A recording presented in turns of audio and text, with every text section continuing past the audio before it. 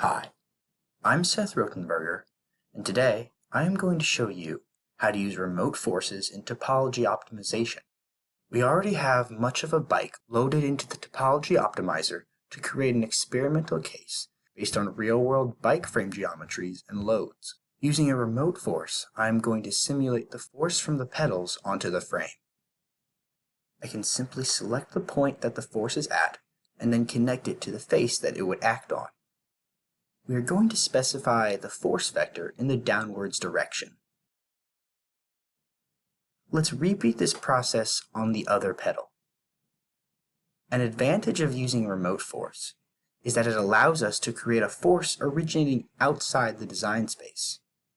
This is helpful for assemblies so that not all components need to be loaded, but we can still add forces as if they were there. Let's now add some forces to the handlebars. Just like before, we can connect these forces from outside the design space.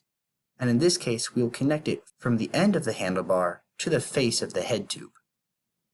I'm going to make this force by component so that it can be representative of someone pushing on the handlebars. Let's make another force on the other side of the handlebars with the same magnitude and direction as the previous one.